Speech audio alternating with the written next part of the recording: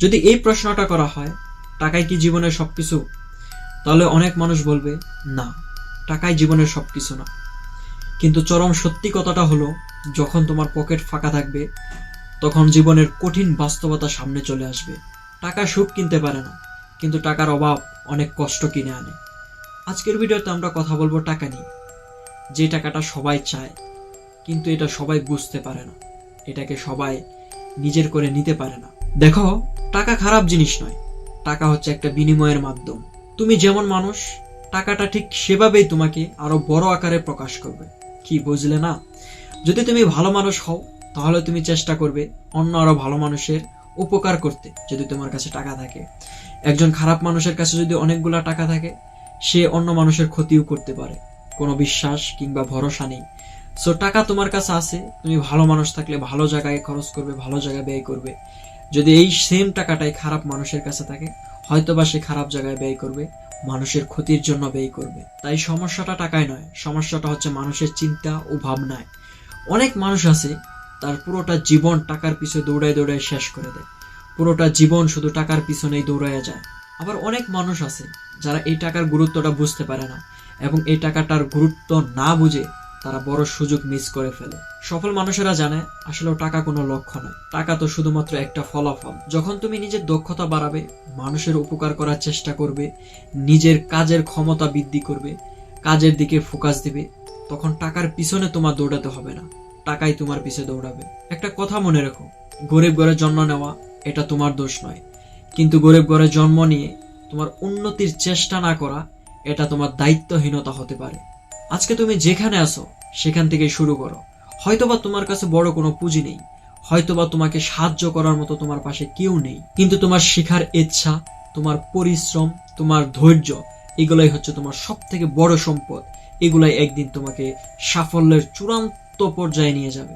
পৃথিবীর অনেক সফল মানুষ শূন্য থেকে শুরু করেছিল, আজকে তারা সফল, আজকে তারা লাখ লাখ কোটি টাকার মালিক।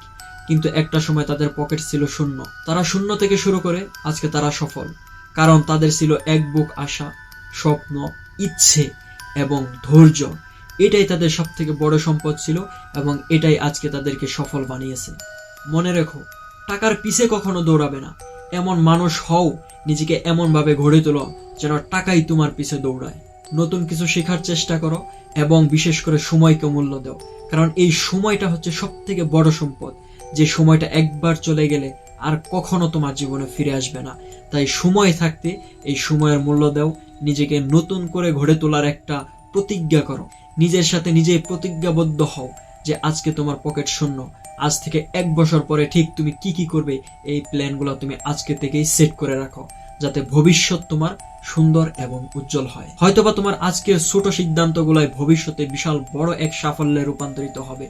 হয়তোবা আজকের এই ছোট সিদ্ধান্তগুলাই তোমার ভবিষ্যতে অনেক বড় সাফল্য হবে।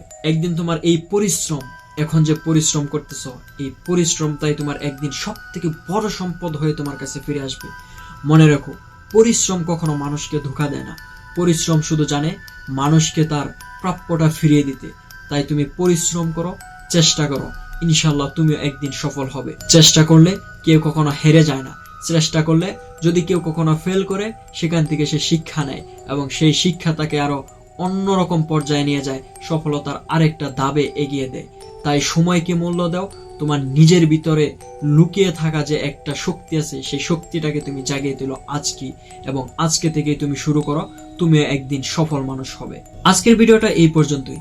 যদি ভিডিওটা তোমার কাছে ভালো লাগে, তাহলে ভিডিওতে একটা লাইক করে দিও, আর চ্যানেলে সাবস্ক্রাইব করে দিও, আর তোমার মনের ভাব কমেন্ট বক্সে প্রকাশ করে যাও। আর যদি তোমার কোনো অনুভূতি থাকে, আমাকে মেইল করতে পারো। তোমার মনের অনুভূতিগুলা আমি আমার চ্যানেলে প্রকাশ করব সবার জন্য, যাতে সবাই এগুলা দেখতে পারে, সবাই কিছু না কিছু শিখতে পারে। সো সবাই ভালো থাকবে, ভালো রাখবে, সুস্থ থাকবে। আলবিদা।